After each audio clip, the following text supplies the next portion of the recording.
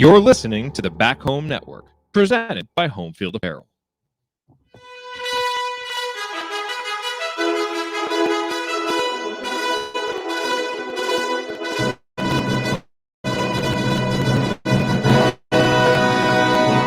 And welcome, Hoosier fans, to this week's edition of Assembly Call Radio, where each week we discuss the most important topics in the world of Indiana basketball. This is our 240th edition of Assembly Call Radio, and it's our 769th episode overall of the Assembly Call, recorded on the evening of December 30th, 2021. I'm your host, the coach, Brian Tonsoni. And let's begin this edition of the Assembly Call, how we begin every edition of the Assembly Call, and that is with our Hoosier Proud banner moment. And Indiana is the national champion. When it comes down, Indiana will be champion. Smart takes a shot. The Hoosiers have won the national championship.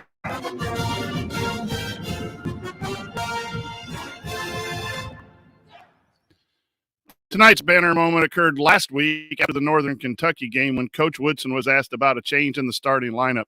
Anthony Leo had replaced Parker Stewart in the lineup, and Stewart did not see any time on the court in the first half.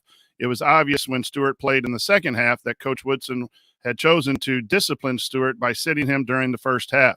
Coach Woodson was asked in the press conference about that and replied that he will never discuss locker room issues with the fans or the media. This is so good for the Indiana program. Coach Woodson is holding players accountable for the culture that he wants while maintaining trust when he keeps things in the locker room. This helps improve the team during the season and also says a lot to future recruits as they are making their decision on whether to join the Indiana Hoosier basketball program. There is a reason players are choosing to play for Coach Woodson. That comment right there is one of those reasons. And it's a great example. Thanks, Coach, for bringing Indiana basketball back. If we're back a little bit, a lot, that's what we're going to discuss this week here on the show. Okay, let me introduce my esteemed co-host for tonight. Andy is off this week. Jared will be here in a little bit, but here with me now. Analyzing players, finding every wrinkle. He hasn't ever hosted, never lifted a finger. He's got all the Well, let me quickly add just one thing about this. Dude just interrupted his own jingle.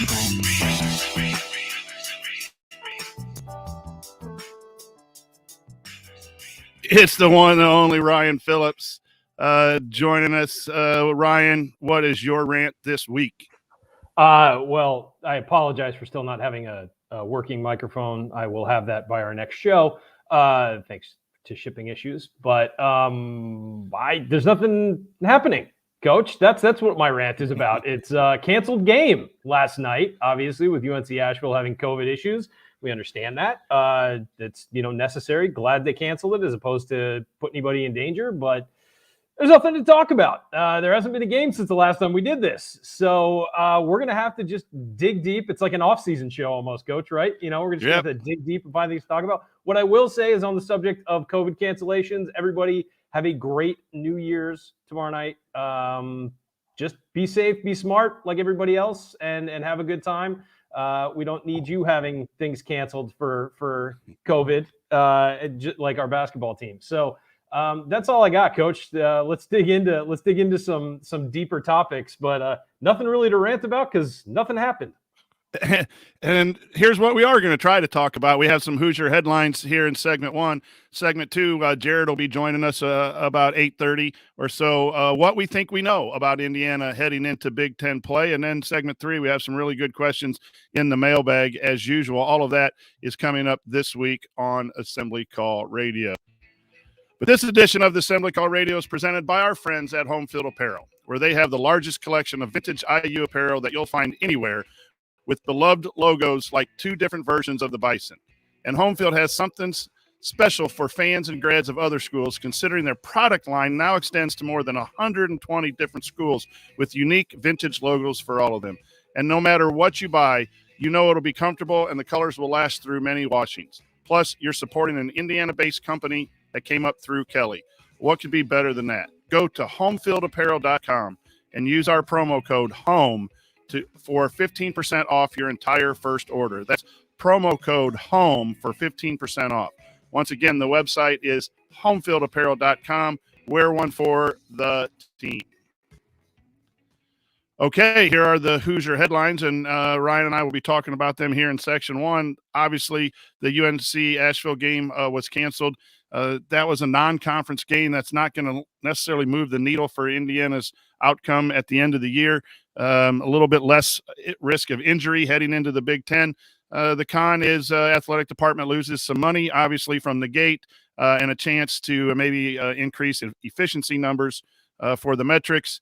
And players trying to get an opportunity to hone their game. Also, with the Hoosier Ticket Project, there were several families planning to go to their first Hoosier game. That's kind of a sad, result of canceling these games. Those families don't get to go. Also, Miro Little announced official visits, a point guard, 6'4" point guard, official visits to Baylor, Villanova, and Indiana. That's some good company for your Hoosiers.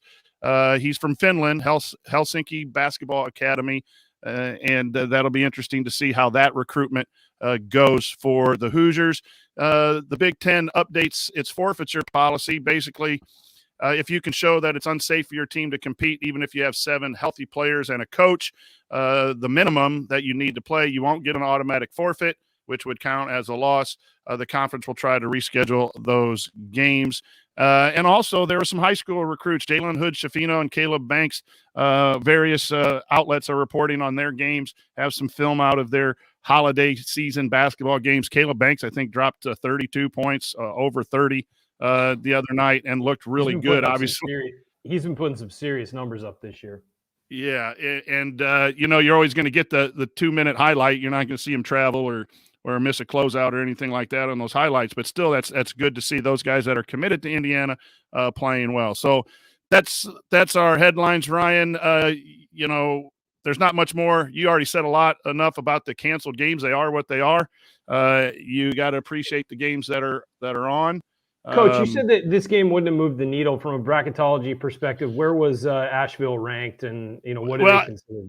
Yeah, Asheville actually was supposedly leading their conference at the time. It depends, they're in a one-bid conference, so you have to win the conference tournament at the end of the year. So when we put a bracket together, the source we use, warrennolan.com, just lists the team at the head of the standings. Sure. Well, UNC was ahead last Thursday or Friday when we put our bracket together. So that's a game where it doesn't really help you because it's not a quad 1 or quad 2.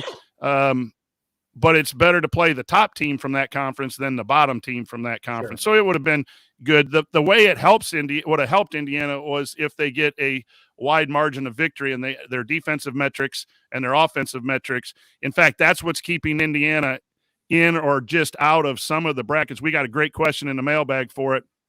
Their metrics have been really good, but it's been built on a skill that hasn't been very strong. Indiana's metrics are tourney worthy at this time. So yeah, that's one of the things. Do you know much about Miro Little, the point guard, Ryan, that announced an official visit? Yeah, he's a taller kind of combo guard. I think he can play off the ball, but he's running point right now. It's hard with the competition in Finland to really know how good he is, but on film he looks pretty darn good. I haven't done a huge deep dive, but he's a guy I know this coaching staff really likes. I mean, you can tell how hard they go after somebody. And a guy they really liked was Gabe Cupps. They went all in on Gabe Cupps to get him. There's something about him they were like. I mean, we did the scouting report on him. I like him too, but when you stack him up against some of the other guards they were into, and you look at the rankings and you look at his size and stuff, and you think, well, maybe he's not the number one option here, but they liked him. And when a coaching staff likes a guy, it's because he fits what they do, what they're looking for, and all of that. So clearly they're all in on Little. They've been over to Finland to see him. I think Dane Fife has in person. I mean, that's an expensive trip, folks, to take to gas up the old private jet to go to Finland. So they clearly really like him, and they're clearly kind of going in on him pretty hard. I think it's a two-way street. He seems to really like what Indiana's offering. Now, of course, he has to come and visit and spend time on campus and all of that, but they seem to really like him and the way he plays, and he seems to be a guy who can score but is also a distributor, and so I think he can play both on and off the ball, and that's going to be I think you're going to start to see, I think Mike Woodson likes having a guy who can rely on to bring the ball up. But I also think that the guard position in what he does is going to be pretty interchangeable. And quite frankly, in the NBA, that's the way it is. I mean, unless you have Steph Curry or, whoever, coming up, Chris Paul, your guards are pretty interchangeable these days and can all kind of do a little bit of the same things. They won't have the exact same skill set, but there's overlap between them. Steph Curry, you want bringing the ball up because he can shoot it from 50 feet and he's dangerous from there. There's all kinds of little caveats to that rule, but pretty much I would say 1 through 3 and sometimes 4 in the NBA can bring the ball up for you and maybe make some plays. And so I think that's the way that you should expect Indiana to move going forward, is not just having one guy who brings the ball up. You've seen Race Thompson bring the ball up at times this year when people are hounding Xavier Johnson or Rob Finney or whatever. So I really do think that that's going to be an interesting development here. And as we've said for the last couple of years, we're really moving away from the world of a 1, 2, 3, 4, 5, and having those be specific positions. You basically have perimeter guys and post guys, and that's about it. And that's the way basketball is moving. That's the way college basketball, a couple years behind the NBA, but is moving in the same direction. Ryan, do you think the way Woodson allows his point guards to create and score, and he's really encouraged Rob to score more, he's given X a lot of flexibility and leeway to drive and score. That's good for this basketball team right now, but it also sends a signal to future guards, both point guards and, like you said, 2s and 3s wings, that you come in here and if you can drive the basketball, shoot the basketball, you're going to get some freedom. For a kid like that, for us to start competing with Villanova and Baylor for official visits early on in Coach Woodson, I think that reflects in players are listening and seeing that he lets his guys play some basketball, and it's a guard-oriented world. So do you think that plays a part in Cups coming in this Miro Little wanting to come to visit? Yeah, and I think that when Mike Woodson talks, he talks about freedom. Players like freedom. You know that, Coach. Yeah, players absolutely like being able to make their own decisions on the court. Now, whether they make good decisions or bad decisions is up to them and is certainly up for debate. But they like that idea. They like that idea that, hey, if I see a lane to attack, this coach isn't going to be mad if I go attack, even if I miss. He's not going to stomp out on the floor, call timeout, and say you should pass it there every time. And so I think that there is something to that, to the freedom idea, and also to the idea that he expects everybody who comes on the floor to contribute. You're not coming on the floor just to set screens and do nothing. And with some other offenses, that's all you're doing. You're screening, and if you're not going to get a lob for a dunk or a wide open layup, you're not shooting, you're not scoring. You're not that guy. You do other things. You're just a defender. You're just a guy, a ball mover, whatever. He wants everybody to contribute. And so you always hear, when a bench guy contributes, he's like, well, were you surprised by how much he got from me? He said, no, I expect everybody who comes on the floor to contribute. And so even if you're not playing that much, if you're going to be a bench guy or something like that, you're going to have the freedom to create offense. Now, if you miss 33s in a row, he's probably going to tell you, hey, pass that shot up next time, but at the same time, he seems to want everybody to contribute and everybody to be able to sort of do everything. And you see that is the example of Race Thompson. We've heard all those stories about that, about how, the guys who were returning, basically told him he can't do this, he can't do this, he can't do that. And Woodson said, well, it's our job to teach him to do that. He can do it if we just teach him how to do it. And so that's his attitude. He doesn't put people in boxes. He wants to get them better. And he wants to give them the freedom to make plays. And that's the difference here than over the last couple of years. One other thing, Coach Marlowe in the chat mentioned C.J. Gunn came back off of a wrist injury where he missed 7 or 8 high school games and came back and had a really solid performance in his early games during Christmas time. So it's good. There's another IU signee that had been out. Injury that's back playing well. So you got Hood Shafino, you got Banks, you got CJ Gunn. Those guys are all having some pretty good run now that CJ Gunn is coming back. Let's talk just a little bit about the forfeits and the cancellations.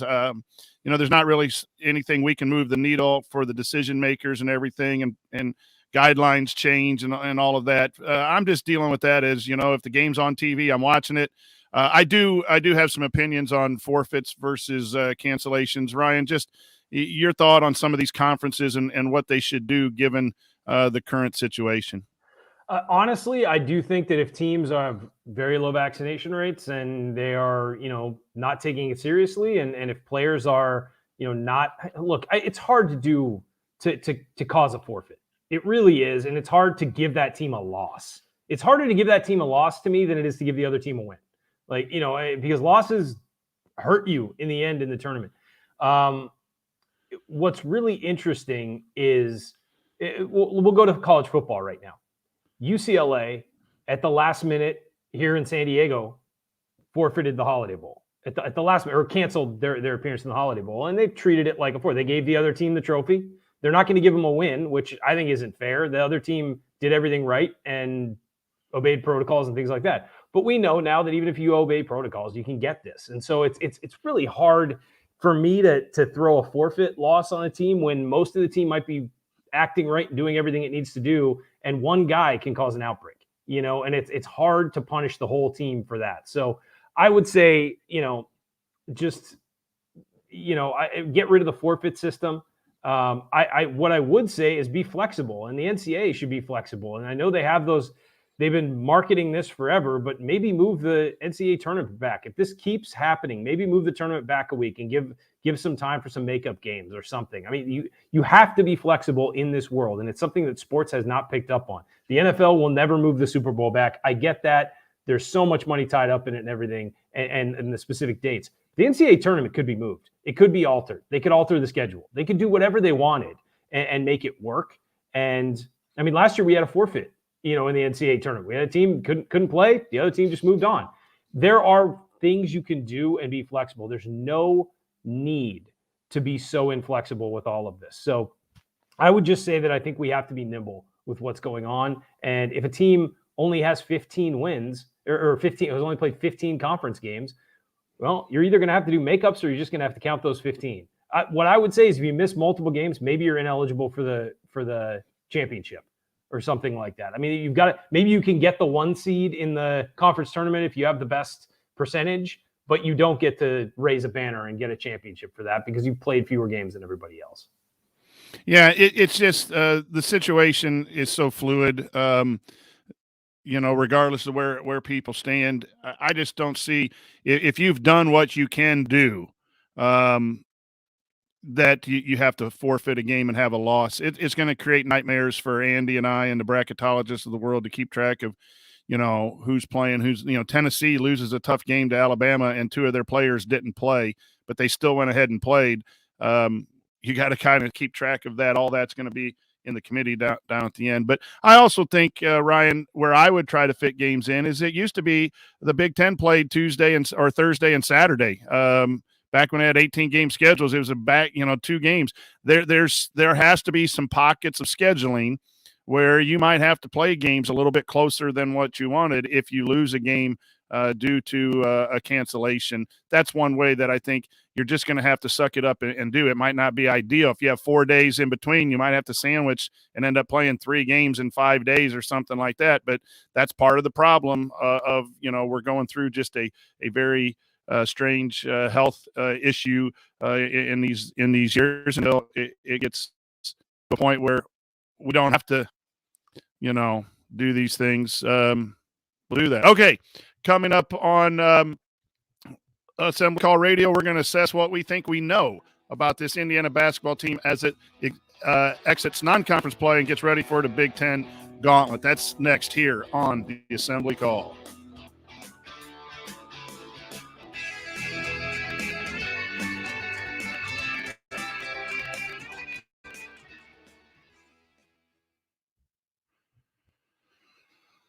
All right. Hello, everybody. Thanks for joining us. It's been 8 days since we had a show after the UNC Greensboro game. Glad to have you here. Hope everyone had a great Christmas and everyone has some good ideas, safe ideas for New Year's Eve. I'm going to stay in, watch a little college football, and have dinner with Mrs. Tonsoni. That's my plans. Ryan, anything special for New Year's? Well, I was planning to go to a friend's house, and there were going to be about 30 people there. He's going to do it outside in his backyard, to be safe. About 11 of those people now have COVID, so including the hosts. So it has been canceled. So I might just be chilling at home, guys. You know what? Do not want that. So Yeah. Maybe we should have one of those. I'll be good. Yeah. Maybe we just have one of those happy hours, assembly call happy hours around New Year's time, where we're all just sitting at home, having some chat or something. But hey, Coach, where is IU in 3-point shooting this year nationally? Oh, I have Ken Palm pulled up. Yeah, my password isn't working for some reason. Where do I go to get that? Oh, I'm on the history. Just click on Indiana. Yep. All right. Yeah, and it's off to the side. Yeah. All right. Indiana is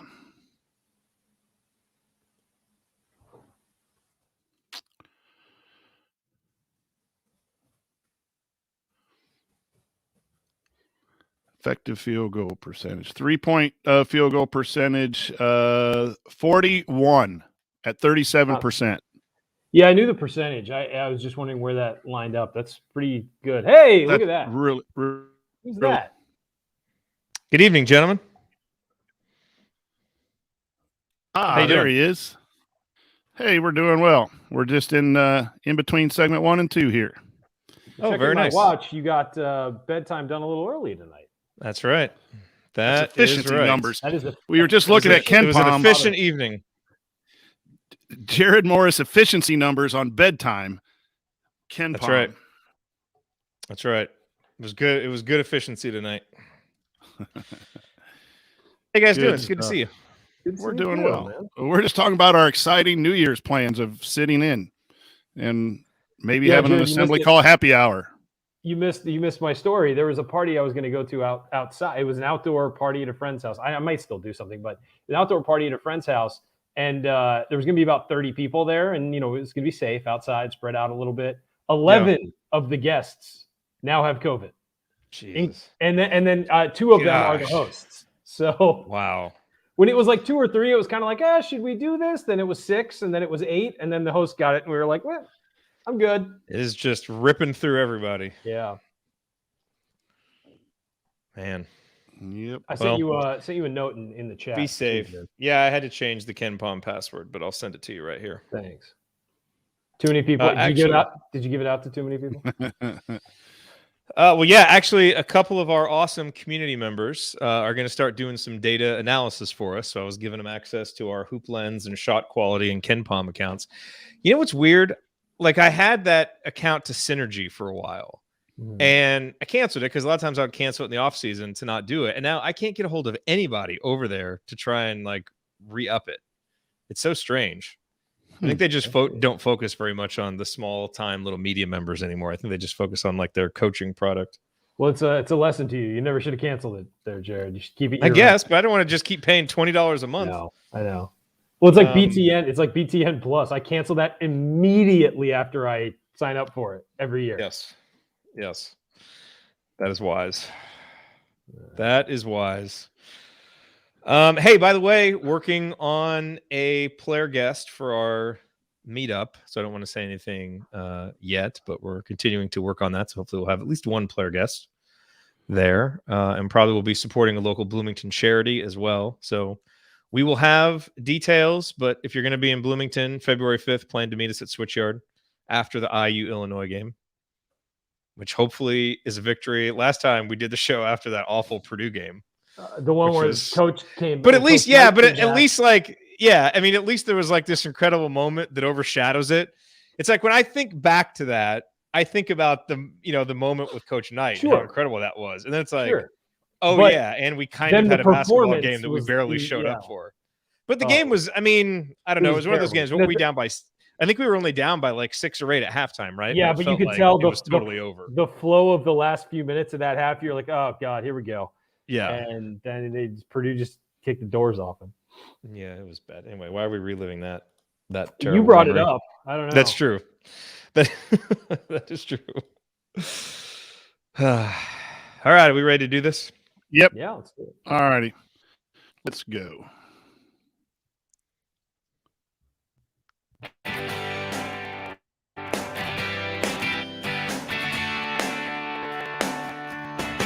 This is Verdell Jones. What's better than an epic buzzer beater? The full court dribble and perfectly placed pass to set it all up. And, of course, celebrating with Hoosier Nation afterwards. So join Jared, Andy, Ryan, and Coach on the assembly call after every IU basketball game. Go Hoosiers. Welcome back to the assembly call. Joining us now is Jared Morris. Glad to have him back. But tonight we also want to continue to talk about our new sponsor for this main segment of Assembly Call Radio. And just like all of our other sponsors, they started out as either friends of the show or IU diehards just like us. It's the Superior Insulators, owned by longtime listener and IU season ticket holder Brad.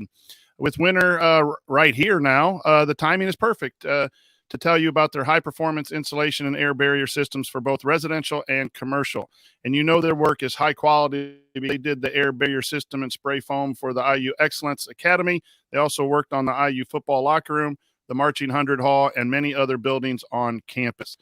Visit insulators.com to learn more and schedule your appointment at insulators.com, INSEALATORS.com to learn more. And thank you, Brad, for your continued support for our show. So now in our main segment, we're going to tell you what we think we know, which is a lot or none based on your opinion, about this IU basketball team after 12 games, 10 of which were non-conference and 2 conference games. So let's just start about what I think is one of the most important things. Jared, will come to you. Trace and Race have just been outstanding for this Indiana ball club, both offensively and defensively. Your thoughts on what that means for Indiana? Yeah, I mean, I think that's the thing that we know most, right? Is that this team is still centered on Trace and Race. Like, we've talked a lot about Xavier Johnson, and we'll talk about him more coming up, and he's extremely important. Parker Stewart's been a big storyline, the young guys off the bench, all this stuff. But the team is still anchored by Trace and Race down low, both offensively and defensively. You know, the anchor of the defense is Indiana's excellent 2-point defense. That is due in large part to the fact that teams just really struggle to score when they get in close because, you know, Race is such a physical defender and Trace has become a human, you know, shot eraser. And offensively, you know, for as much talk as there was in the offseason about how much this team would utilize the 3-point shot, and clearly they're more efficient at it, you know, shooting 37% from downtown. They're not shooting a ton more. You know, I think 33.3% of their field goal attempts are coming from 3-point range this year. That's up 1% over last year, you know, and down a lot. If you start thinking about what the Tom Crean teams did, they were taking, you know, a lot more threes. So that hasn't gone up a lot. So this team is still anchored by those 2 guys down low. And I think those 2 guys give Indiana a pretty decent floor. Like, I think as long as Race and Trace stay healthy, the floor for this team is to be at least an NIT team. You know, like this team would be 8th, 9th in the Big Ten, surely make the NIT, at least be an NCAA tournament bubble team. A lot of the other stuff that we'll talk about is what can, you know, move them up and get them into the NCAA tournament. But those 2 guys remain kind of the sun around which everything else orbits. And Trace has always been that for the last 2 years. And I think Race now has kind of continued his steady progression up to where he's now the 2nd leading scorer, a huge cog on defense, does all the little things. You know, he's right there. He's not the star level that Trace is, but right there just as important. So that's what, like, of all the things we know that we can pretty much count on those guys to step up and produce and do their thing every game and pretty much give Indiana a chance to be in games because of what they can do defensively and the steadiness they can provide on the other end. And then we'll have to see what else happens. But those 2 guys are certainly living up to their end of the bargain and have gotten better over last year.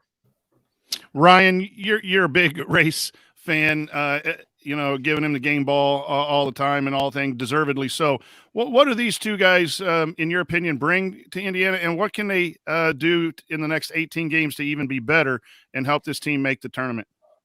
Well, Trace is just an incredibly talented post scorer and defender. I mean, you know, it's hard to go into too many details because he does everything well as a post player. He doesn't really have that jump shot yet. We've talked about that, but his ability to pass this year has really improved out of the double team. I'd like to see fewer, you know, one-handed lobs across the entire defense, and some more bullet passes to shooters on the perimeter. Maybe some two-handed stuff to get some more force behind him. There are a couple times he just holds the ball out and then kind of flicks it. Would like to see a little more power on those, but honestly, he's been fantastic, and he's been an All-American. He's been the All-American guy that he was supposed to be at the beginning of the season. Averaging 3.2 blocks per game. I mean, defensively, that's a huge improvement for him. And that has a knock-on effect. It's not just the blocks. It's the fact that everybody who drives in there when he is playing defense knows their shot could be blocked. Even if they don't see him coming, they're thinking about it. And that has an effect. And it has a huge effect on why the 2-point percentage defense is so good this year. I mean, it's second in the nation, I believe, aren't they, in 2-point field goal percentage defense? And Race Thompson, with his physical, he will block shots as well. He's not a huge shot blocker like Trace is, but he'll affect shots. It's his physical defense that has made the difference, and he's more of an on the ground physical defender. The other thing is those guys clean up a lot of rebounds that could be offensive rebounds, and they clean up a lot in there when they're both in there. I mean, Trace is averaging 8.5 rebounds a game. Race is 7.8. And quite frankly, Trace would be averaging a double-double if Race was not on his team. So what I think Race Thompson has done this year is really round out his offensive game a little bit inside the three-point line. This may surprise people, but Trace is shooting 61.8% from the field, which you would expect. Race is shooting 60% from the field. I mean, they're both very efficient when they get the ball offensively. And Race picks his spots. He does not force stuff. He knows that when Trace is in there, it's Trace's show. But hey, if Trace is bogged down, I'm going to find lanes. He's got that little floater. He sometimes will catch the ball at about, the free throw line, maybe swing through and take a dribble and then shoot a little floater. He's been really good at that. He's been really good at finding backdoor dunks. He's been really good at when they double team Trace. He's been really good at finding things. The thing I've loved about Race this year, though, is the interior passing to Trace. He's been really good at that and finding Trace. So they've just both rounded out their game so well. It's an inside 15-foot game for both of them, but they've really made themselves really good at that on both ends of the floor. Hey, by the way, to your point about the passing, Race's assist rate is 15.2% this year. His previous career high was 10, and that's up over the previous year, which is 6, over the previous year 2. So he's improved that. He's become a really good passer. He really has. And a lot of his passes too are like shovels to Trace when people come to focus on him because he's a scoring threat now.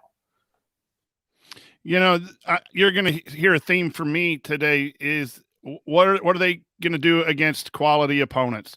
All of these stats and metrics are improvement. The team passes the eye test. This team is a lot more enjoyable to watch. I think it's a lot better. But they've got to go up against, as we put in the run sheet, a gauntlet here in the Big Ten, a really tough conference. Can they do it? Trace has struggled sometimes against size. He needs to be able to overcome that. So there's some things where, I think Trace and Race are going to be a handful, and they have got to play at a high level for Indiana to reach their goals. And boy, that's tough to ask someone to do 31 times. We see sometimes the energy drop for TJD at moments, but he's been better this year at finding it within games. And that's got to be, a consistent part of his game is that, man, that piano's been on your back for 3 years and it's heavy. You just got to keep lifting it. It's obvious these two are the key to success. So let's go to, again, the biggest question. Well, I think there's really two questions, and it's all on our perimeter. The first one is point guard play. The game of basketball is a guard's game. We have two outstanding posts. That's going to help us play well, but we're going to win games based on our perimeter play, and it all starts with our point guards. And there's been a lot of discussion in the community about who should be playing and how much, but it comes down to Xavier Johnson. Xavier Johnson, to me, is the clear-cut best option at point guard. He has his pros and his cons. Ryan, we'll come to you first. Xavier Johnson, what do we know about him, and what is he going to have to do to help Indiana get to that tournament? Well, here's the thing, and people like to talk about it, but when Xavier Johnson's bad, it really hurts Indiana. When he's good, Indiana is a very, very good basketball team. Like, we're talking top 15 basketball team. When he is playing well, they are a top 15 basketball team. When he's not, they're a miss the tournament basketball team. And so there's a very wide gulf there. And it's sort of like, and they're not similar players, but it sort of reminds me of when Devontae Green was hitting 3-pointers, Indiana was a really good basketball team because he could drop 30 any night. When he was bad, he belonged at the end of the bench. There was that wide gulf. And so it's not quite as wide with Xavier Johnson, but it's a similar feeling. It's like, all right, what are we going to get from him tonight? He's been better lately. The turnovers are a huge issue for him.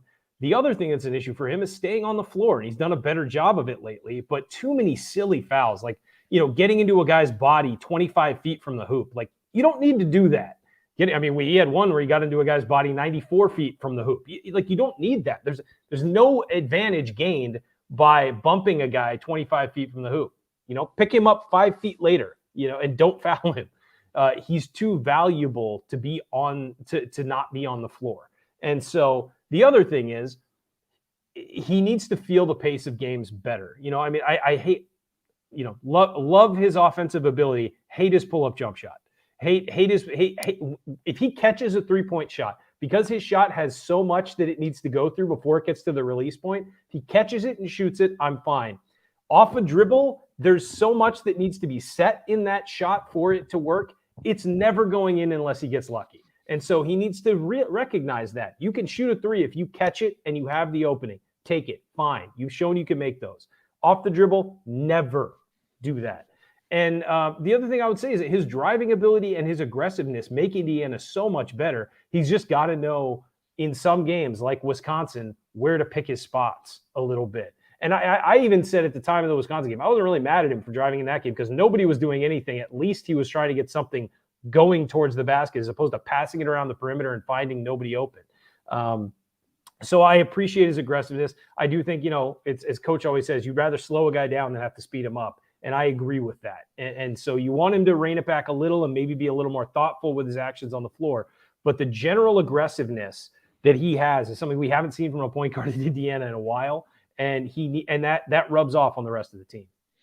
Jared, coming to you, he has played well and he has struggled, and it comes back again that in some of the bigger games against Power 5 schools, he has had some issues. Your thoughts on the up and down nature of X, which I think is ultimately more up than down, but there have been some down moments in key games so far this year. Well, it may seem ironic to be talking about Xavier in a segment that is billed as what we think we know about this team. And the irony, of course, is we don't really know what we're going to get from him from half to half or segment to segment in a game. But what we do know is that, as Ryan said, Xavier is he's the biggest X factor, no pun intended, between this team missing the tournament and making the tournament. Like, he's the guy. There's other factors, but he's the guy. And, what I wonder about now is teams will have watched the Wisconsin film. They'll have watched the Notre Dame film. Will teams start to say, almost use his strength against him, his aggressiveness against him, and say, look, we're not going to let Parker Stewart get open shots. We are not going to let Trayson Race get easy touches. Xavier, if you're going to beat us, because sometimes you will and sometimes you won't.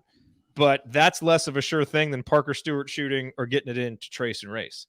And so I wonder now if he's going to be faced with more of those decisions where it's like, hey, you can take it every single time if you want it, because we're going to leave you open from 3 and you'll have some driving lanes.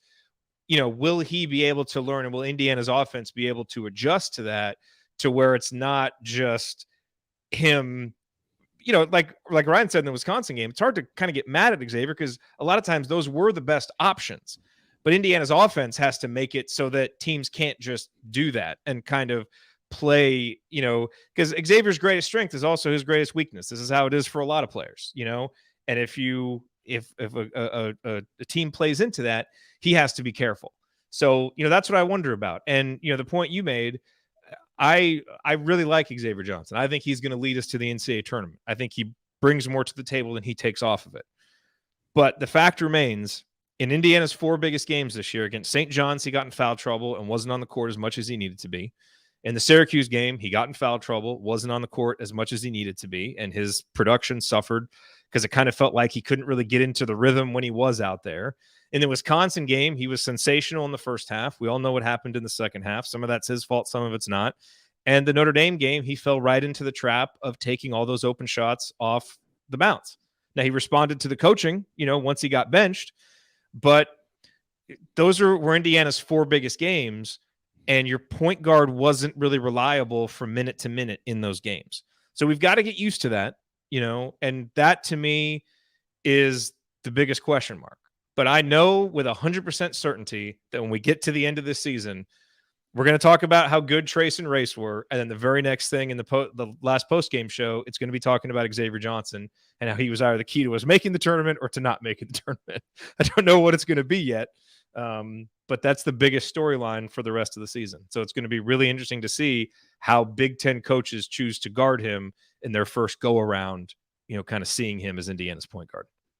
The thing that has impressed me about X is watching him in the Northern Kentucky game after the Notre Dame, after the unfortunate fan reaction. I thought he responded, as you said, in the Notre Dame game, but I thought, guys, he really responded in the Northern Kentucky game. He looked more like a floor general that really was into the game and moving the ball. I always say it, that one more passing. He was looking to do that as opposed to in Pittsburgh, he was the guy. I really put a lot of hope into Kenya Hunter and Mike Woodson knowing how to deal with players and their mental part of the game. And I think X wants to do it. That's just a feeling that I get, that he's not out there selfishly taking 9 threes against Dame, that maybe he does get caught up in the big parts of games and that.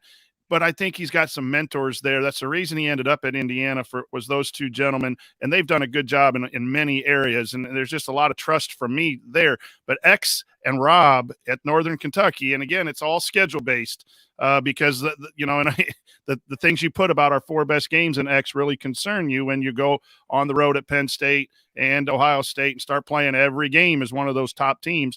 That is a major concern. But I think X will grow. Is it just enough to get Indiana where they want to get? Which brings me to the next question. He's not a selfish player. He's an emotional player. And there's a big difference between the two. And emotion By the way, gets in the times. And the other thing I want to mention to this is just kind of an addendum to this point as we talk about things that we know, that we think we know about this team and why X is so important.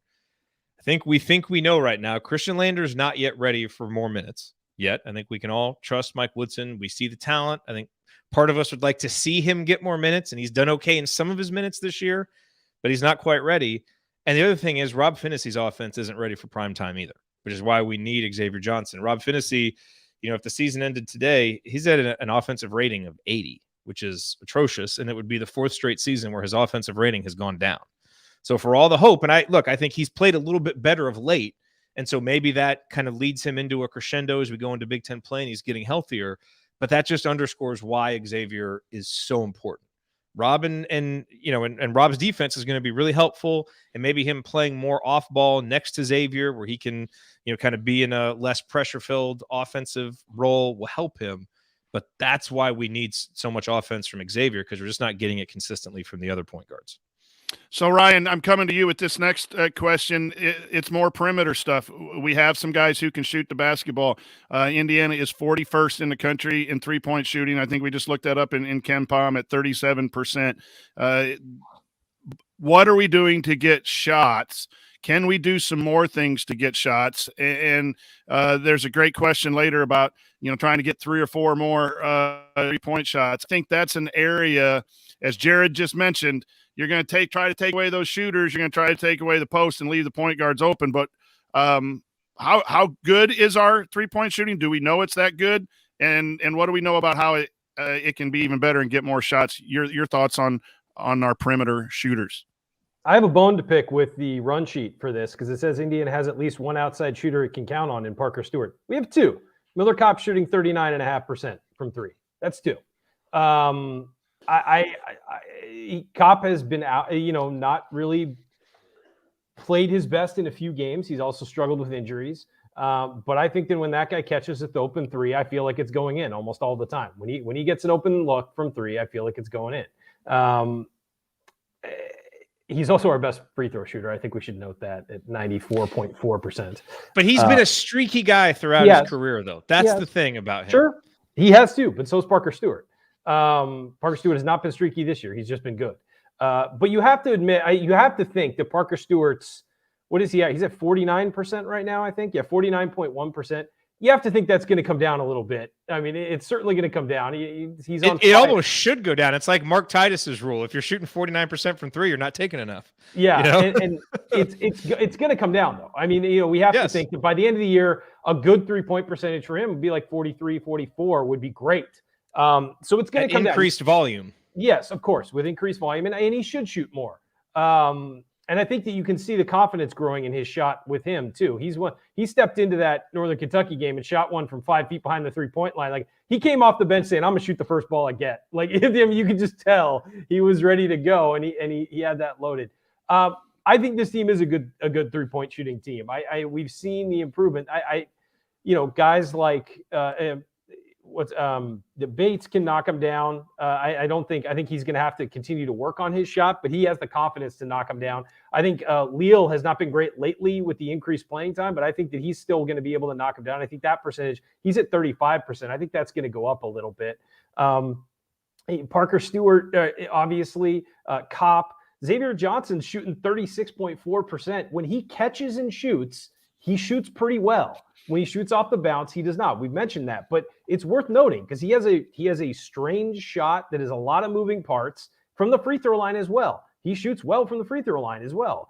He's dropped a little lately. He's down to 71%, but early in the year, he was much higher, and he has, throughout his career, been a good free throw shooter. So I think these guys can shoot. I think this is a shooting team. They do need to shoot it more. I agree with that. We don't get enough points from the three-point line, but the percentage is high, and that percentage is being pulled up by Parker Stewart right now. But I think that as these other guys get into the game and get into the season and get more confidence, I think they're going to hit more as well. This team is a threat from the 3-point line that it hasn't been in the last 4 years. And I think that is a reason why you've seen them play a little bit better this year offensively and have more continuity and more speed offensively because there's more room to do things because the defense is spread out more. So yeah, I do think they are a good 3-point shooting team. I don't know if they're going to finish 41st in the country, but if you're in the top 100, it's a sea change from what we've seen in the past. And so you have to feel good about that, especially as you get new players in who are better shooters and can tick that up over time. Jared, do we need to run more sets for shooters? Oh, 100%. I agree with that. I'm biased. I'm a shooter, so I think there should always be sets run for shooters. But yes, no, I think we do. I think Parker Stewart needs to get more shots. He needs to get shots to the point where his percentage goes down to like 42, 43%. Like he should be taking more shots so the volume helps make up for the lack of efficiency. I think Kopp is one of those guys that when he's hot, you feed him and maybe try to recognize when it's, it's not his night. Leal, I think, is going to be a really interesting guy because I think there's a lot more meat on the bone for him from a shooting perspective. Tamar, I've always kind of questioned how Tamar will shoot as a freshman, especially as he starts going up against better Big Ten defenses. His mechanics can get a little bit inconsistent, a little bit out of whack right now. So we'll see if he can maintain that 34.4%. But yeah, I think we should. I even think every now and then running a set to get Rob Finney open for a catch and shoot 3-pointer isn't the worst idea early in a game. Try and build his confidence. Because obviously those sets then have counters. And if you can run that and you're running it to a guy that a team has to really pay attention to, like Parker Stewart, well, you get a defender leaning, you might have an easy dump down to trace or race. So I would like to see us do more of that. It feels like everything it's either, pick and roll, point guard driven, or inside out. Let's try and set something up for a shooter and play off of that. And I think the guys are showing, if Parker Stewart is making a cut and going to receive a pass, he's going to get defenders leaning toward him, because teams are going to realize. So I would like to see us do more of that. Do you guys one second. They need to put Parker on the same floor as Trace or Race and run a set like that, which, as you said, Jared, will open up a dump down. I mean, have Race set that screen or Trace set that screen and just pin and open up, because guess what? If Parker's overplayed on the corner, he's either going to get a wide open shot or you've got that wide open dump down. And then if the guy helps off him and has to help off him from the front, kick it back out and he's wide open for a three. I think that was the whole goal of the triangle offense, was to put your best shooter on the same side as your post player and then put your best driver on the opposite side. So you hit him one-on-one on the opposite side, he can drive in, or you've got a position where they cannot double from the front. They have to double from the backside, which leaves somebody open on the backside. So it's a matter of just getting those guys in the same position, running pin downs or whatever, seal your man, and you're wide open for something on Ryan, the inside. Do you think that both Miller and Parker athletically are easier to guard pin screen and staggered double because of their athleticism? This is something I've just been debating, that it's one thing. I want to see more sets for shooters. I just do. You can do some screen to screeners. You can do some staggered doubles, get some more movement. I don't mind the post kick out. I don't mind the ball screen kick out threes, which is predominantly what we're doing. I would like to see more sets. So I was wondering, why aren't we seeing more sets after 10 or 12 games? Then it dawned on me that maybe Parker and Miller are more just catch and shoot guys rather than sprinting from one side to another off of doubles because of their athleticism. That's just part of who they had to have on this roster now. No, Steve, agree. I will say this. I think Kopp. Uh-oh. Do we lose Ryan? Ryan just kind of froze up. Am I right. here? He was about to say something you're back brilliant now. for once. Yeah, I'm back. Okay. No, I think Kopp is fast enough to do it. I've seen his foot speed in the open floor. I don't think he's as, but he's also had an ankle injury and a foot problem. So I think that maybe we haven't seen him at his fastest in those kinds of situations. Parker is a little bit slower. But I still think you can run pin downs just because of the effect it has on the defense and run him off doubles and things like that. I agree.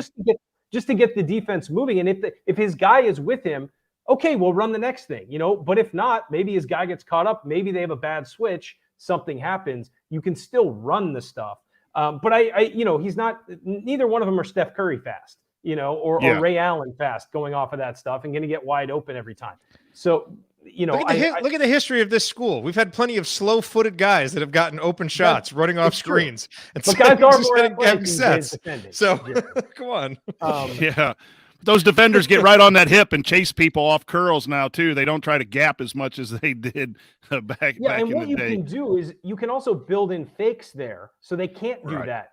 Build in a slip of a screen instead of an actual screen, so they can't overplay that. Build in a backdoor cut if the guy's over him too much, so he runs out to the 3-point line. Boom, he takes the step and goes back. There are ways you can counter that. But I certainly think we need to see more of those guys running off of screens instead of just standing on the perimeter or shading to a shooting spot as the ball moves elsewhere. What you're talking about, Ryan, is set the shooter to screen for Trace Jackson Davis, whether it's a diagonal screen or a cross screen, because then they got to bump and help, or it's an automatic catch and a dunk, and then you can run him off a double or a stagger. Everyone calls America's play elevator, screen to screener in our league. I don't know if that plays at the college level or not. But there has to be concepts, Coach. They play at every level. It's like the pick and roll. Pick and roll is the easiest play in basketball, and it's hard to defend if you run it right. And Coach Marlowe gets the chat mob entry of the day: flare screens. Have Parker or reverse flare. If they go with the shooter, you dive the post, or if you skip it to a shooter and he's covered because he's slow, the post can dive in and be on the move, and they can't find a double real quick. I love the flare cut. But I do think we know we have better shooting, for sure. And then the last thing, Jared, I think we know that defensively we have a sound defense. Again, it has been good against the competition that we've faced. Is it going to remain that good, that elite, top 14, I think, in KenPom against the Big Ten competition? But the mindset of the coaching staff and the players are there. I think for sure we know that the defense will carry us going forward. Yeah, we think we know that. As you said, we've seen it. We haven't seen this team face Big Ten team after Big Ten team after Big Ten team. They've had a couple games and then it's been kind of easy. And so let's see them go through the gauntlet and see them maintain that defense, through tough opponent after tough opponent. But we certainly know at this point that the defense is the team's identity. and it's what this team is hanging its hat on. And so, we'll see how high they finish. But again, I think with what Race and Trace are going to give you, and with the defense I expect Indiana to play, which I think it might not be top 15 level defense, but I think they'll have a top 25, top 30 defense at a minimum. Like that's your, first or second seed in the NIT type floor, bubble team type floor, which is what I think this team's floor is. Like there's a world where everybody stays healthy and Indiana finishes in the NIT because the point guard play isn't good enough and other things don't happen, but the floor is at least that high. And then if the offense gets better, if some of those other things happen that I do think will happen, they're the more that's the most likely scenario. That gets Indiana into the tournament. But defense is going to be what this team hangs its hat on most nights, and that's fine. Ryan, what do you think we know about our defense? I think it's much more aggressive. I think that the team is far more connected than it was in any of the last 4 years. I think they talk a lot. I think they play team defense as well as we've seen an Indiana team play team defense in a long time. It seems like there's actual accountability for it. Yeah, it feels like since Kelvin Sampson was there. It was the last time this team played connected team defense, honestly. And that's a long 2013. time. They were really good defensively in 2013. They were, but I also feel like there was something missing there with that defense. I don't know what it was, but it felt like there was something missing. This feels more small solid guards. This feels more solid than that. It feels like across the board there aren't holes. Even when you bring in some of the guys that aren't great defenders, you've still got the big guys at the back to help you out. It never feels like they're out of it defensively, except for when they have a half where they don't show up. I mean, but that's team wide. That's not just the defense. It's the whole team. And so, yeah, I think the defense is really good. I agree with Jared. I think it could be a top 25, top 30 defense. Obviously, it's a bit inflated right now because of the competition level. But, I mean, the fact that the effective field goal percentage against this team, they've faced some teams that can shoot. And the effective field goal percentage is second best in college basketball. That's impressive, even with the schedule they've played. And so that obviously needs to continue. I mean, their effective field goal percentage on offense is 22nd. That's not going to hold up, I don't think, with this team. I think it'll drop a little bit. But so will the defensive effective field goal percentage. But you don't need to be top 25 in both to be a good team, to make the tournament, to win some games in the Big Ten that people are going to be surprised you win.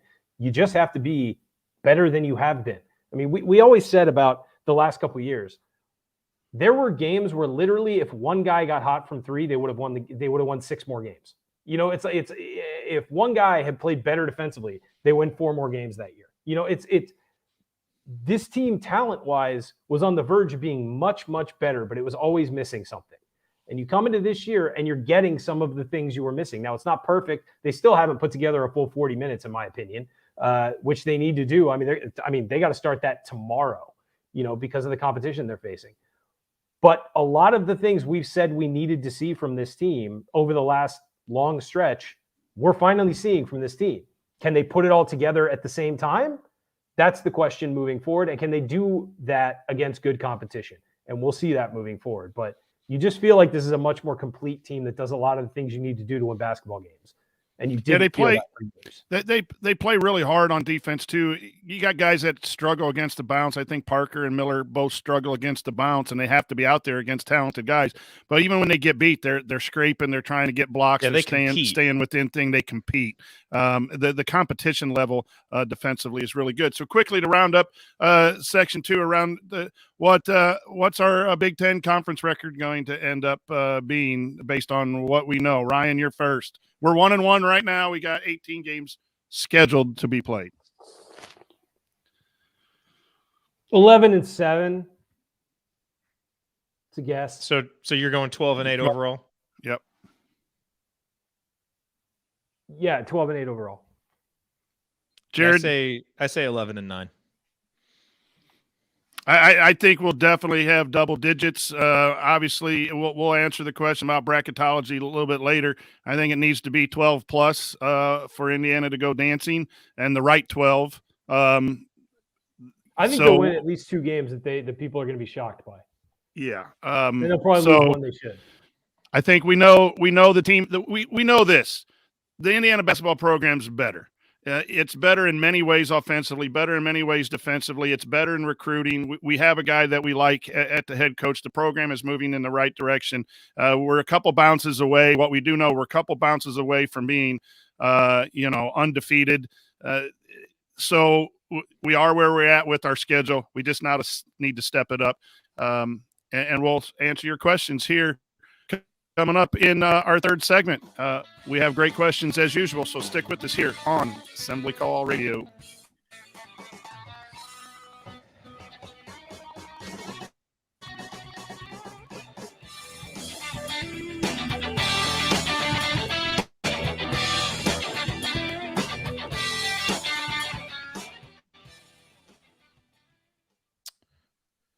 Here's some good mid-segment banter for you.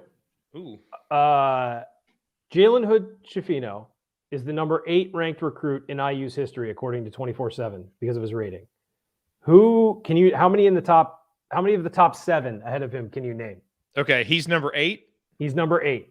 When did 247 start rating players? 99. Yeah.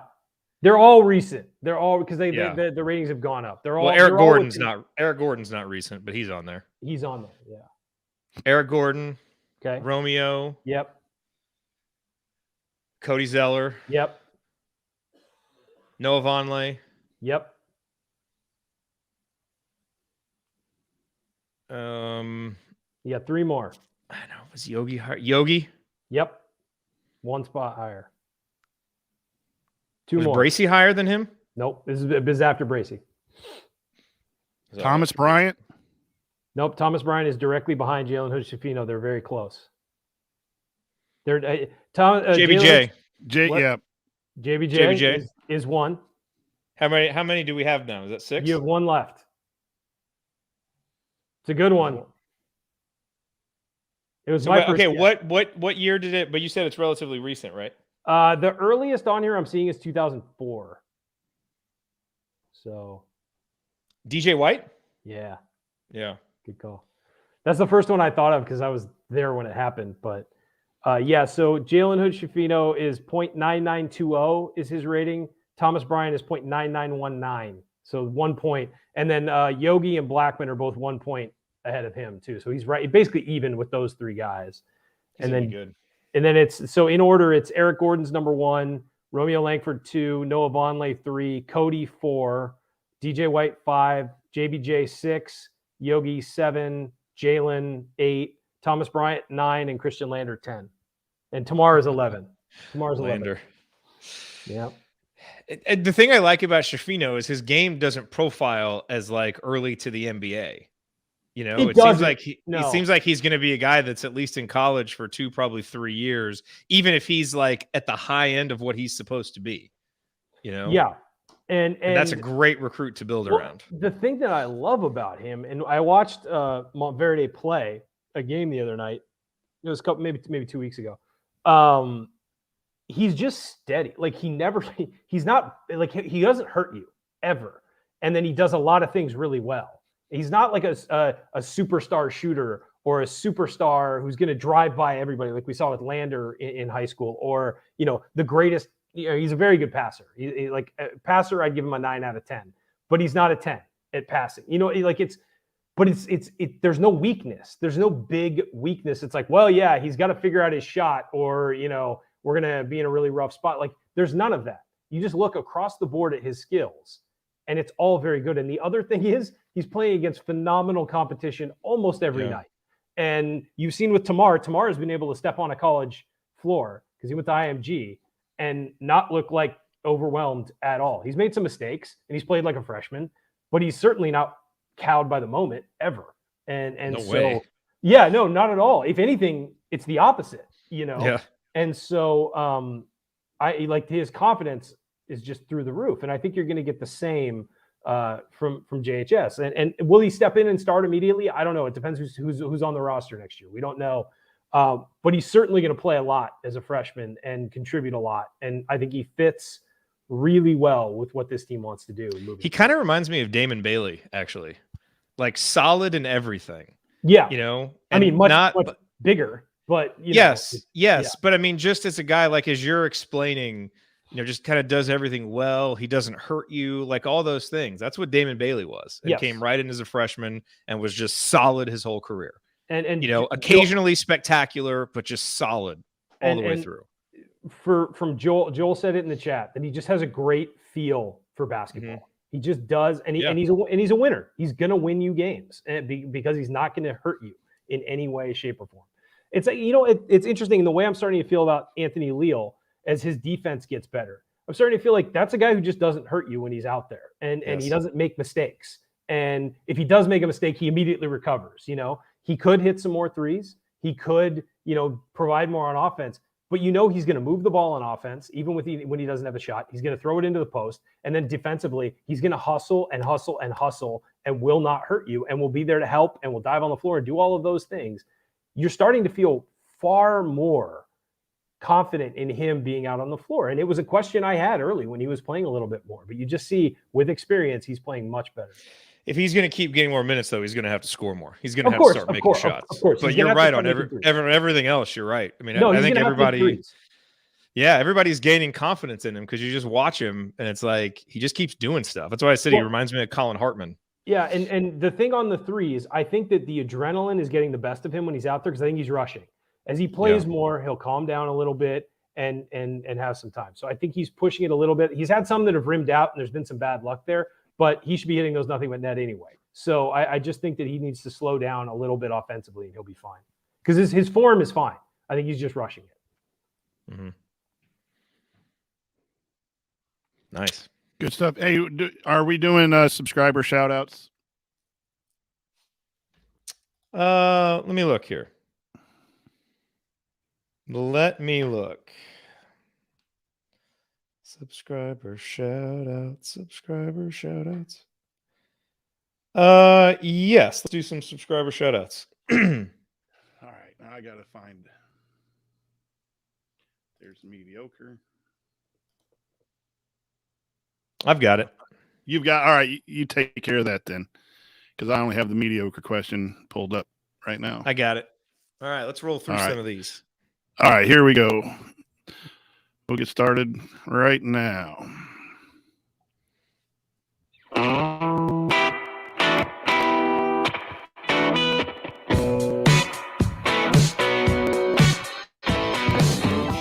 Hey, it's Roman Langford. What's the only thing better than hitting a game winner to beat Wisconsin? Celebrate it with friends afterwards. Join Jared, Andy, Ryan, and Coach on assembly call after every IU basketball game. Go Hoosiers. Welcome back to Assembly Call Radio. I'm the coach, Brian Tonsoni, with Ryan Phillips and Jared Morris. And Jared has some subscriber shout-outs to share with us. Subscriber shout-out. Yeah, we're still making our way through these. These are subscriber shout-outs, folks who recommended our email list to other people. And so we are giving them a shout-out. I appreciate this one. I don't know exactly who this is from. I can see the email address, but it doesn't really give away their name. But the name was listed as Mike Woodson. I'm going to assume that it's not the real Mike Woodson on our email list sharing it, but maybe not. I think it is. Maybe it is. Maybe he appreciates it. I can see the email, and it doesn't. That's not probably what Mike Woodson's email is. But anyway, his location, Indiana. His favorite IU player is listed as myself. He does say that his assembly call leader is Jared. So, maybe it is. But then for his special acknowledgement, he says, thank you to all the fans who have supported me. As for the haters, Jeff Goodman will prove you wrong. Thank you all. So there we go. So we've got a shout out from Mike Woodson. Perhaps not the real Mike Woodson. Let's see. You keep shooting this down. Why are we should lean into this, Jared, not shoot it down. Okay. For the next one, we're going to go with Andy Kenley from Indianapolis. His favorite IU player of all time is Yogi Ferrell. It was Damon Bailey until Yogi Ferrell came along. For his assembly call leader, he says Jared because he's like an excited little kid on Christmas morning every time there is unequivocally good IU news. I'll take that. And for his special acknowledgement, he says Coach Mike Davis for making my college years fun and for being humble and underrated as a coach. Nice little shout out to Mike Davis. I'll give him that. So there are a couple of subscriber shout outs. We appreciate that. You can get a shout out too if you subscribe to our email list. There's a link in there. If you share it with folks, we'll be able to keep track of how many people signed up through your link. And we have some different rewards that we give out for that. So feel free to share it, spread the news. We're almost at 10,000 subscribers, so we appreciate all the love. Very good. It's now time for our mailbag. All questions were submitted via our private IU basketball discussion community, which you can learn more about and also join by going to assemblycall.com/community. It's not that good, but it's not that bad. It's Jay's mediocre question. Good to have a mediocre question back, and here we go. As this is the last episode of the year, what grade would you give Mike Woodson for the work he did as head coach of IU basketball in 2021? Ryan, grade Mike Woodson.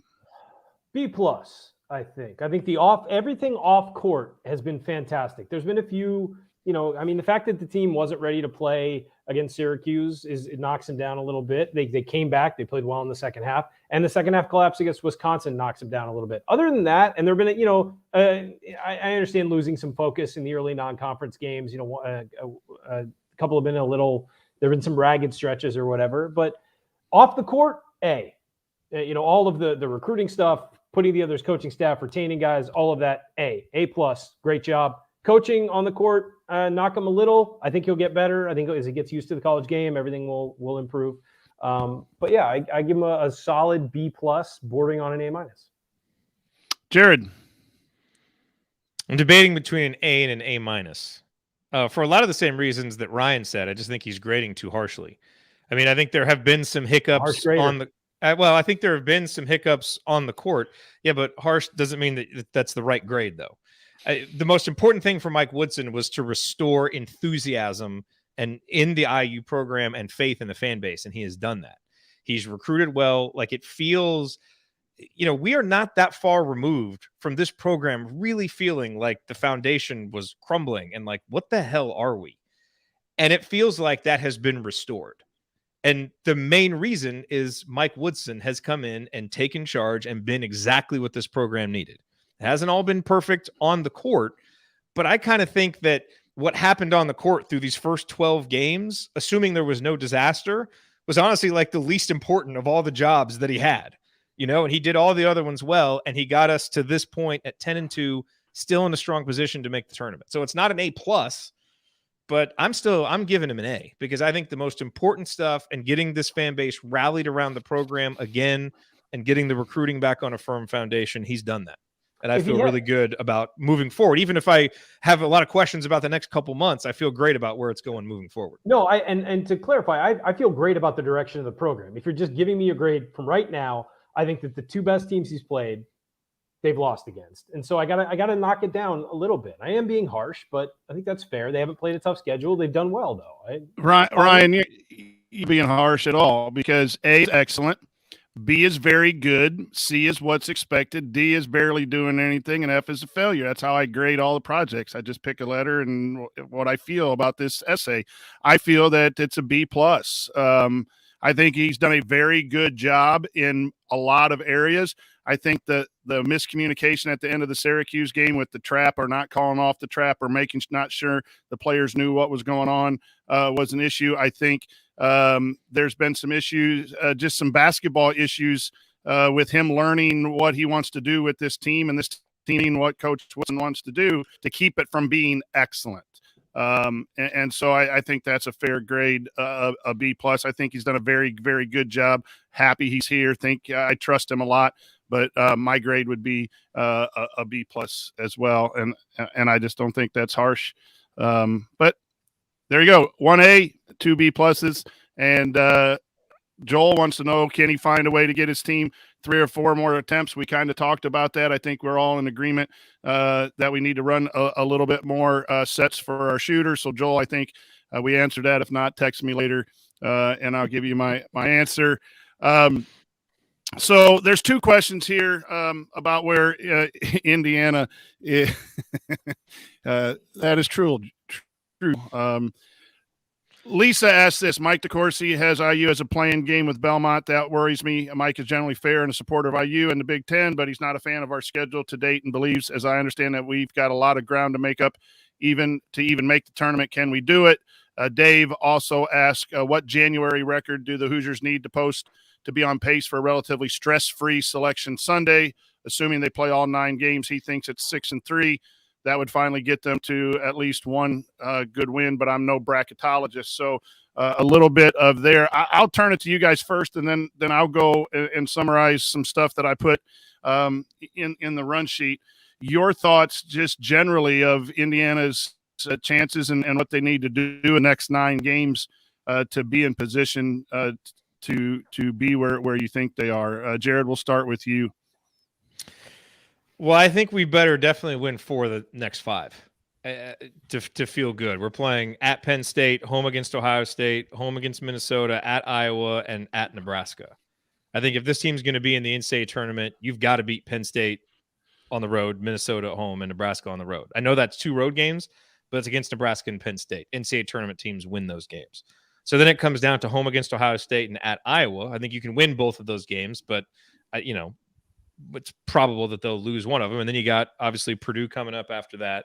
And then things get a little bit tougher, but it's Michigan, Penn State, Maryland, all games that are winnable, so what do you say, 6-3? I mean, I think there's a really good chance for Indiana to win 7 of the next 9. Now, are we ready to do that? Is, our point guard play ready to be that consistent? I don't know. But I think if you can get that, you're going to be feeling real good heading into February and March when things get tougher, but also when a young team under a new coach and a new system should also be hitting their stride and getting better. So I know that I said that I think we'll go 11-9. I'm not ready to say that we're going to win all these games yet, that we should win. That's kind of the question mark. So, I think at a minimum, the person who asked the question is right. You got to have 6 wins, I think, coming out of January, because things do get a little bit tougher. But it's there. I mean, the schedule's there to get 6, if not 7, if this team is really ready to go. Ryan, your thoughts about where Indiana stands as far as tournament-wise, and especially the January games that was mentioned in that second question? I mean, obviously there's a concern with the tournament because people are bringing it up. You know what I mean? Like it's you brought it up. The Corsi's brought it up. Other people have brought it up. They just haven't played a tough schedule, and they haven't really impressed anybody yet. I think in the next month, I think the absolute bottom is 5 wins. The absolute bottom is 5 wins. You've got to do better than that, though, I think. And Jared said 4 out of the next 5.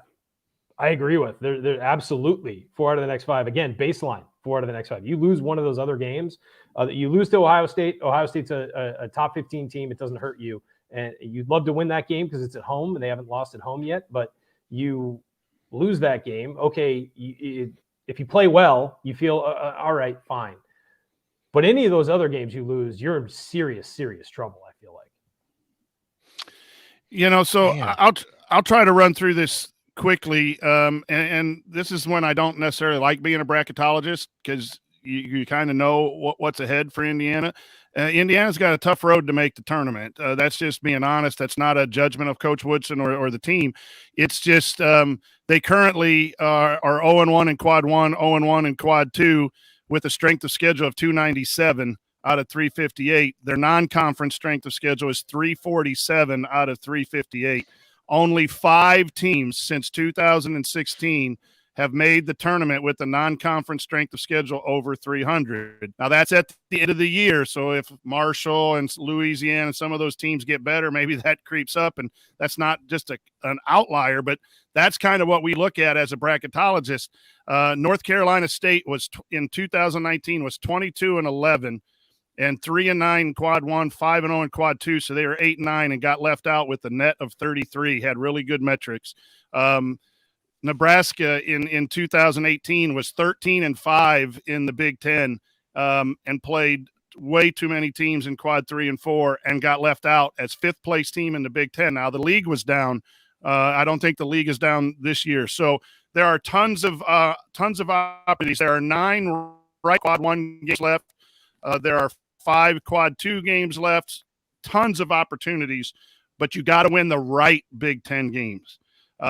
If you win nothing but quad 2 and quad 3, you're going to be 11-9. I think that is. You'll be 10-10, and you can go 0-10 in quad 1 and not make the tournament, have a 500 record in the Big Ten. So to me, Indiana needs to go 12-14 wins in the Big Ten and win games on the road against teams like Ohio State, pick off a Michigan State, on the road. Those are very, very important. Do I think this team can do it? Yeah, I do. But they just have to. There's no backdooring in because of the weakness of the non-conference schedule. A team like Michigan is in a much better place, being 7-5, even after losing tonight, because all of their losses are to really good teams in Quad 1, and their strength of schedule is like 50. And boy, that it just matters to the NCAA tournament, whether it should or not. It just does, and that's where we're at. There's enough opportunity for Indiana to make the tournament. They're just going to have to win, and that's what we want, and that should be, I guess, as expected. I mean, ultimately, you have to prove that you can beat NCAA tournament level teams to make the NCAA tournament. Exactly. Indiana hasn't beaten any of those teams. The crazy thing is, when you start looking at the schedule and kind of how these Big Ten teams are playing, like normally, like you remember the last couple of years, you look at it, it's like, my God, NCAA tournament team, NCAA tournament team, NCAA tournament. It's like one after the other. Look at it now. Okay, Ohio State, you expect them to be in the NCAA tournament. Purdue, Illinois, Michigan State, Wisconsin will probably be there. So there's like 6 or 7 games. And then the rest of it is, is Maryland going to make the tournament? Is Michigan going to make the tournament? Or Iowa? Do we think they're going to make, so like, you're right. I mean, there aren't as many chances this year for the signature wins in the Big Ten that there has been in the past for Indiana, which means got to damn well beat Purdue. One of them. And I think we're going to do those. But we need to beat them. So, yeah, quickly. You know who we definitely need to beat, Jared? We definitely need to meet Illinois on February 5th. For God's sake. Definitely. So we have a good that, meeting. Yes. But Indiana needs to go 4-5 in its Quad 1 games, 4-1 in its Quad 2 games, and 4-0 in its Quad 3 games. That's 12 more wins. That puts you at 13-7. I think you're in the tournament. I don't think you're going to get a high seed with that necessarily. Maybe an 8, 9, 10 range at best, depending on what other teams do. And there is a path to doing that. There are enough teams. And again, Minnesota, Michigan, and Wisconsin all can pop up to Quad 1 too if they win some games. They're right on that cut line. So there's plenty of opportunity for Indiana. Paul asks, how much maturing do you think will happen the rest of the season? Which side of the ball will improve more, offense or defense? Ryan. Well, the defense has been pretty great so far, so I would have to say offense, and I think it will. I think that more guys will start shooting the ball, and I think that the volume of 3-point shots will go up as Trace Jackson Davis is more pinned in by better competition. I think you're going to have to start shooting some threes, and I think that'll lead to some better efficiency on the offensive end. And the defense has nowhere to go but down right now. Yeah. Let's be real as far as the numbers go. Jared, you agree with that? I think that's a simple way to go. I think there's the opportunity for a lot of growth because I think Tamar Bates is a freshman. I think he's the type of guy that instead of hitting a freshman wall can get better, later in his freshman season. I think Jordan Geronimo has a lot of space to continue to get better as he goes through things for the second time. And so I think those two guys on the second unit, if they can become more consistent, or if one of them moves into a starting role, you move maybe a Miller Kopp to the bench and get a little bit more athleticism in your starting unit, that can kind of change the dynamic. And I think it's going to be interesting to see what role Trey Galloway plays when he comes back, because he's still not a guy who has proven that he can shoot, but he's a guy who can really make some things happen offensively because he plays downhill and puts a lot of pressure on the defense. But whose minutes does he take? Is he taking Tamar's minutes? Is he taking Anthony Leal's minutes? Is he taking Kopp's minutes? Because when he's out there that he's not a guy who's going to give you a lot of shooting. But we know he's a guy who makes winning plays too and is probably going to play. So I'm curious to see what impact he can have. But I think as that dust kind of starts to settle, and hopefully, Mike Woodson kind of opens up more of the offensive playbook and these guys get more comfortable. I think the defense is probably going to, I think we've probably seen the high water mark for the defense's efficiency, and that'll probably go down a little bit. But I think the offensive efficiency, will improve and continue to improve throughout the season. And our last question is from Brett. It seems like a half a dozen games since TJD has attempted a field goal outside of 6 feet. Is he going to have to extend his range, and will he be able to dribble drive against other big front court players without a shot? We'll go to you, Jared, first. Do you think we'll see more away from the basket from TJD? I appreciate Scott Caulfield submitting that question through his burner account. No one has been more of an advocate for TJD extending his range. Look, if we didn't see it in some of the cupcake games when all the pressure was off, I don't think we're going to see it in Big Ten games when all the pressure is on. We can talk about all kinds of stuff in the offseason when we're practicing, playing 5-on-0, shooting shots with coaches rebounding for you, and that stuff can all sound good. But when you get into a game against high-pressure competition, you fall back on the stuff that you have confidence in. And so if we haven't seen it yet, I'm like, maybe we will, but there's absolutely nothing to suggest he that might we're be going to forced see into it at some point, but it's not going to be because he's confident, or whatever. Yeah. But even then, like he has a way of passing up those opportunities and just trying to, kind of stubbornly drive in anyway. So I would like to see it. I mean, like when he has shot, it's felt like it's at least credible. So I think there are some opportunities for him to take those shots, but we haven't seen it. So I don't understand why we would see it when the competition gets better. I agree. Okay. And, the one thing is against bigger guys, too, maybe he can catch on the perimeter and drive and spin and score, too, not just post up. So I think the back end of that question is more viable. You might see the dribble drive, especially against the Purdue bigs, maybe not the shot as much as the getting going downhill from the short corner from the elbow. That's it. We're done. No more questions. That'll do it for this week's episode of the Assembly Call. If you want to see us do the show live, join us at assemblycall.com on Thursday nights for the live broadcast of our Assembly Call radio recording.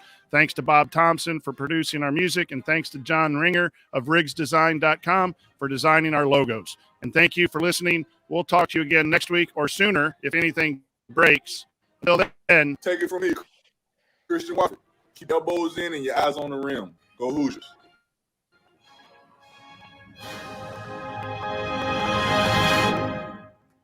Thank you. Thanks for coming out. That'll do it. I wonder if the popping doesn't happen when you're not hosting, right? No, never happened. I wonder. So you have audio hijack running in the background. Yes. I wonder maybe next time. And it doesn't pick up on the podcast.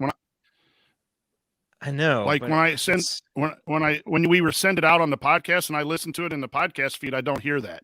It's only on the YouTube. I know. So I wonder what's causing that.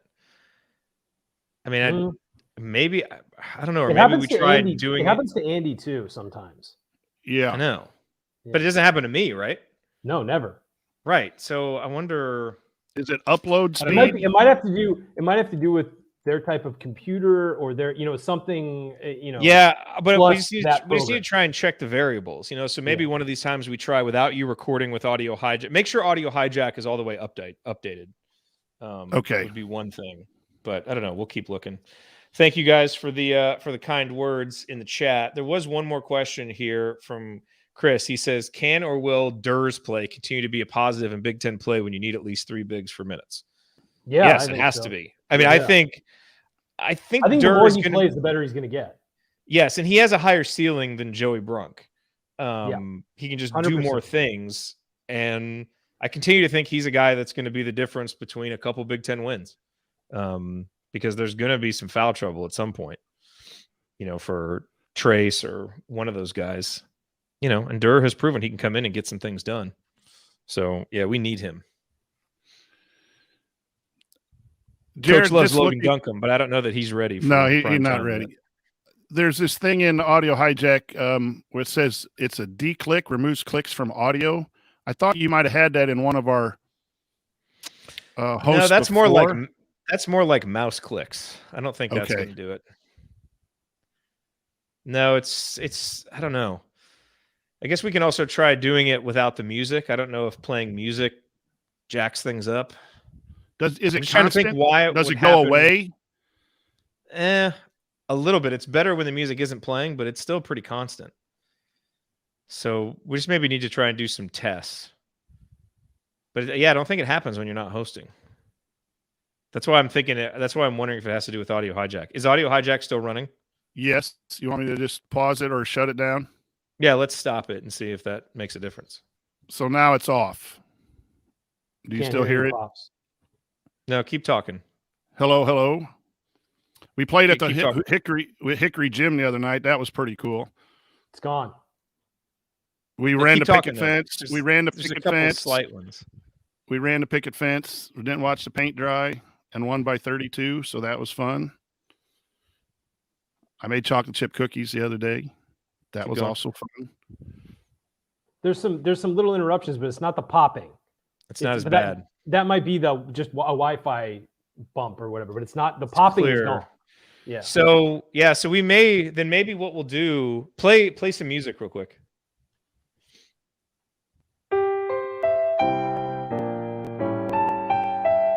There's a few pops. Little. You're listening to the Back Home Network, presented by Homefield Apparel.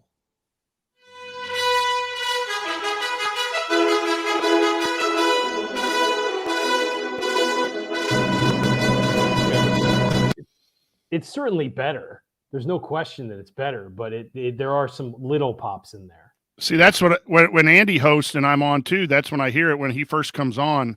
Yeah, It pops and then it speeds up. The music speeds up, and then usually like 5-10 minutes in, that goes away when Andy's hosting. All right. So what we need still to has some pops when he's doing it. You're right. The beginning, it's awful. And then as the show gets going on, there's still some, but it's not as bad as for Andy too. Is that what you're saying? Yeah, Ryan? yes, for Andy. Yeah. Yes. So there's two things we probably need to do. One is not use audio hijack and just download your audio. StreamYard gives us a recording and YouTube gives us a recording. So there's basically two. I don't like not doing it with audio hijack, but if it's going to cause the popping. And then we need to see on the music. The thing is, Zoom, so all these like browser-based video softwares compress the audio to a certain point. You can't really hear it on voice, but you can tell it more with music. Mm-hmm. Zoom actually they have an option where you can play the uncompressed audio. And so that's why the music sounded better on Zoom. StreamYard doesn't really have that. But we don't want to go back to Zoom because this is so much easier. So we just need to. When I hosted before, like I'm plugged in right now, I used to host with just Wi-Fi and no one ever made comments about the popping. I didn't notice that either. So yeah, but the music has always been a little shaky. Right. But that's more of a StreamYard issue, I think. So we may want to think about leaving the music, at least maybe like the intro music off of the live broadcast, and Ari can maybe add that in post. I don't know. We'll worry about, let's do it without audio hijack first, and then we'll think about the music. But okay. At least if we can. I'm pretty sure I've updated when it's popped up to update all of this stuff. I've tried to keep it updated. Yeah, and there's still like little pops right there when you're talking. But it's nowhere near as bad. It's manageable this way. Before it's every other word. There's a pop. Do me one more favor. Yeah. Unplug your microphone and just use like your regular computer microphone.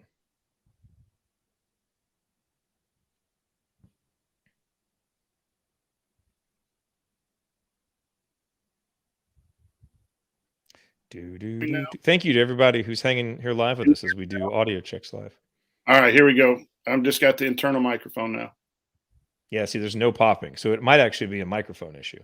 Yeah, but it's still, I mean, that might be a little bit of it, but when he turned off audio hijack, it changed everything. I mean, it wasn't, even everybody in the chat is saying it's completely different. Yeah, it was better, but it wasn't gone completely, though. No, it wasn't gone completely. So here, talk a little bit, Coach. Okay. Tell us about the cookies.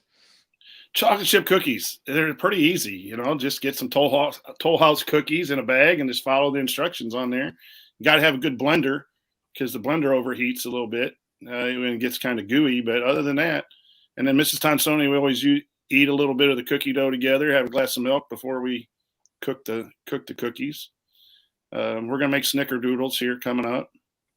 That's what old people do for dates. You young people go out and go to zoos and go to the Bahamas. Mrs. Tonsoni and I make cookies for an hour. Who goes to the zoo? You take your kids to the zoo. Don't you go to the zoo? Oh, well, yeah. I love the zoo. What are you talking about? Yeah. San Diego has a good zoo. One of the best. Yeah, it still pops a little bit there, too. I mean, part of it, I'm sure, is just you don't have the best internet. So there's going to be some popping. But it's also any computer, if you run 50 programs on it, it's going to, do something. But it's also interesting too because I still have bad internet, but I doubled what I had when I first started hosting, I never had this popping, and I was on Wi-Fi with twice as less internet.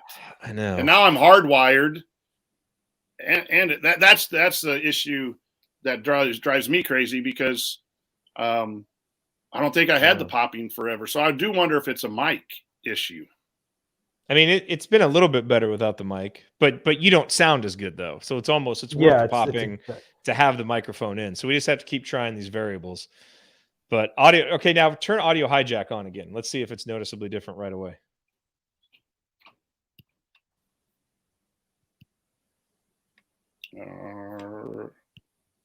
Okay, I'm on now with there it was. Without the microphone. The microphone, internal microphone still. I don't have this mic on. So I'm still talking now. And yeah, so there's clearly more popping with audio hijack.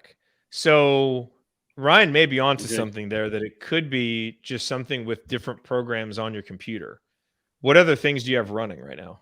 I usually shut everything off. I have Ken Palm up and Warren Nolan, and I have almost everything off. I don't know if I took my school stuff off. I had a Google Classroom open. I usually shut everything down except what I'm using, because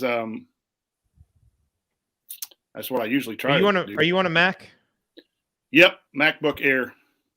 Do you have Clean My Mac?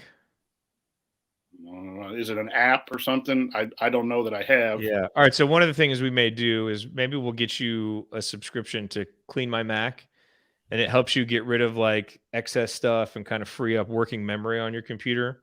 So something like that may help. We'll try some of these things off. Yeah. So, and then I have everyone off of everything here. Like I had my son unplug his Fire Stick just so it wouldn't randomly draw some internet. Roku's unplugged. Mrs. Tonsoni has to shut off her phone.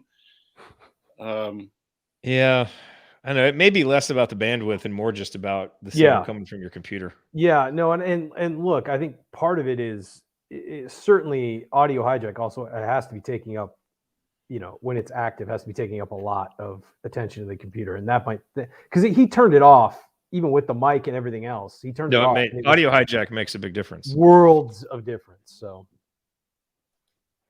Yeah. All right. Well, So we'll that's at continue least to work one. on Do this. you think the soundboard? I don't know. I wouldn't think so. That doesn't use too much. It's just kind of sitting there until you use it. I don't think that would cause. So I got all that stuff you sent me, that loop back stuff with the mic. Yeah, you need that. Yeah. Yep. And then everything else is off. No background, no iMusic, no podcast sitting in the background. Yeah, I mean, right now it's fine. Like there's a little bit of a pop, but it's not distracting. With audio hijack on there, it's distracting. Like there were times tonight when it was distracting. And it's also like slows down his talking sometimes too. Yeah. Like not even just the pops, it just messes with the audio. See, that's what I initially. Like Ryan just popped right there. Yeah, like I thought initially it was. That's why I got hardwired, because I thought it was a bandwidth thing. I mean, all that stuff probably helps. Don't get me wrong. There's that definitely helps. But let's try cleaning up your computer. So why would it not pop if audio? So like when I send it to for the podcast and I listen back on my whatever podcast hosts, Spotify, it's clear because audio hijack is recording your local audio. Right. Us listening to this, people watching on YouTube, and everybody watching live is seeing your audio coming through, being compressed, and then being spit out the other side on StreamYard. And so any little distortions in the signal, coming from your end, they can even get, exacerbated going through StreamYard. So it just shows up on the live. It doesn't show up in the podcast. Yeah, I mean, I've noticed that when I've listened to the podcast, I haven't heard it, but I was just making and that's why we like to use audio hijack. So that's the other thing that we need to think about. But we don't want to kill the live experience either. So but more people listen. I'm trying to think. I'm going to go back and do my I do with the students now on Thursday nights when we're in session, the bracketology one, and I use StreamYard. I don't use our account. I just use my own account on StreamYard. And I use audio hijack. I'll go back and listen to see if there's that popping. Yeah, see how those sound. I don't think there's any StreamYard settings that would affect it, but maybe. Yeah, see what that sounds like.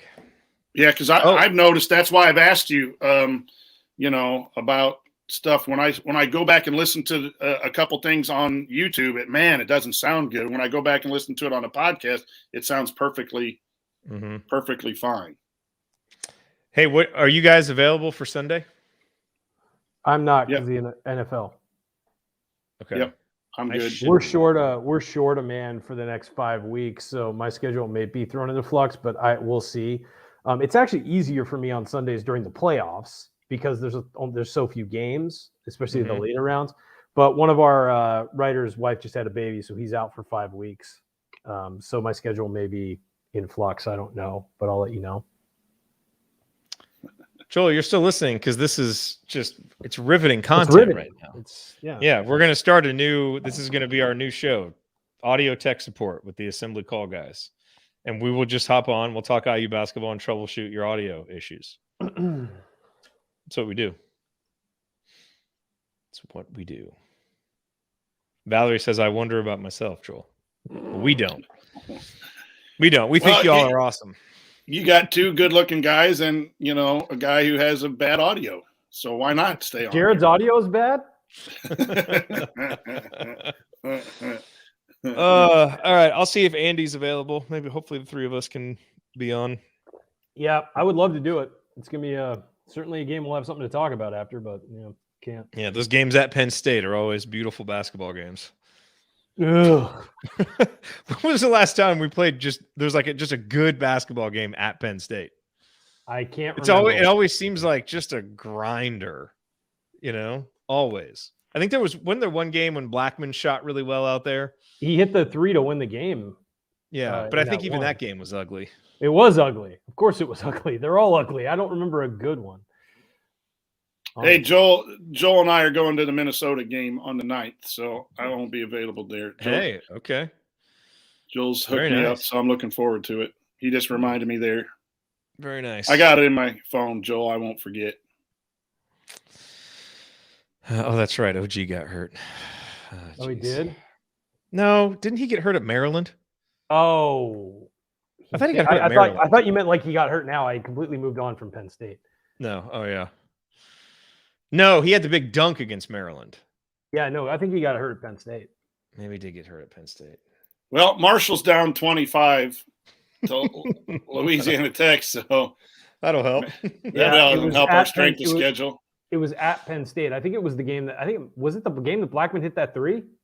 I think so. Yeah, I think so. Huh. Oh, yeah, that was in 2017. Yeah, 78-75. Blackman had 17 points, 5 of 11 from downtown. Oh, yeah, we were ahead and almost gave up almost let him come back. Well, all right. All right, gentlemen. We'll see you guys good on night, Sunday everybody. for the Penn State game. Y'all have a good night. Oh, and a happy New Year. Yeah, happy New Be Year. safe everybody. out there. Enjoy your New Year. Enjoy your New Year's Eve. I'll see y'all. See ya.